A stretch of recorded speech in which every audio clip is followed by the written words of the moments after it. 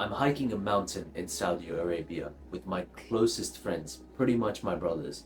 We're 19, 20 years old. We're at the peak of our youth. For context, we've been going to the gym for a few years now. So outwardly, we seem pretty fit. And a lot of us had actually hiked before, including myself. So we were familiar with how tiring it is and what to expect. But this was a little different. The air was dry, the mountain was steeper, and the sun was hotter. So we're climbing this mountain in the middle of the day. And there's a few sets of stairs. Now we finished the first set of stairs and we're already out of breath, especially myself, which I didn't expect at all. But regardless, one of my brothers pushes me on, and so I'm able to keep on going forward.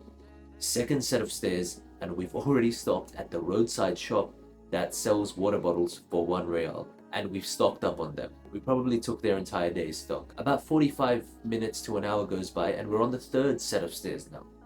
And by now, I'm actually feeling well. I feel like I'm in the flow state of climbing now, so I can keep going. However, after a while, we reach the fourth set of stairs, and something a little life-changing happens.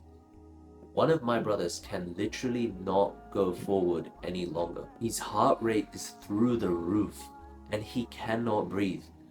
And so we're sitting there, we've stopped on the side, right, of this pathway where people are going through. We've stopped on the side and we're trying to ask him, like, do you have a family history of problems, like heart problems or anything like that? And there's nothing. We're trying to get his heart rate down, which does seem to work, but we're still confused why this is happening. It seemed he, like all of us, was just out of shape. But do you want to know the most insane part? While all of this is happening to our group of military-aged men from the West, the locals, the Saudis, the Afghans, the Pakistanis, all 40, 50, 60-year-old men, they're looking at us and they're laughing. They're whispering to each other, they're giggling. They're looking at us like we're a bunch of children. They know we've been struggling since the first set of stairs. And to be honest, it's quite embarrassing. Now, a few hours later, we do actually complete the hike, most of us at least. And we do get to the top, and it was quite a nice view from up there. And I was quite proud that I actually did it. But I can't help but think back to that day since then. And I've begun to make some changes accordingly, which I highly believe you should too. Here's the harsh truth. Going to the gym does not mean you're fit. Lifting weights doesn't mean you're fit. In fact, I would argue you're probably only slightly fitter than the guy who doesn't hit the gym at all, doesn't do any exercise. But I want you to know that it's easier than you think to start making the change. And I want it to be my mission to help young Muslim men in the West especially try to get to that level.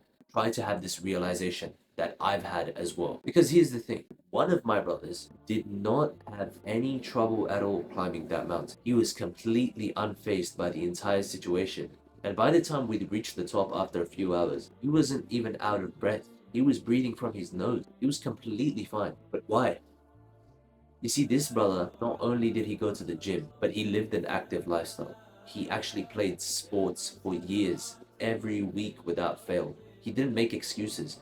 So it's no wonder that he came out on top. Now, if you've made it this far into the video, you pretty much already know what changes you need to make. In fact, you probably have a much higher chance of succeeding compared to the guy that clicked off a minute or two ago in the video. But here's the final verdict. Do not stop going to the gym. Never stop going to the gym. But you have to start doing something else too. You cannot rely on the gym. I'll give you a story of myself.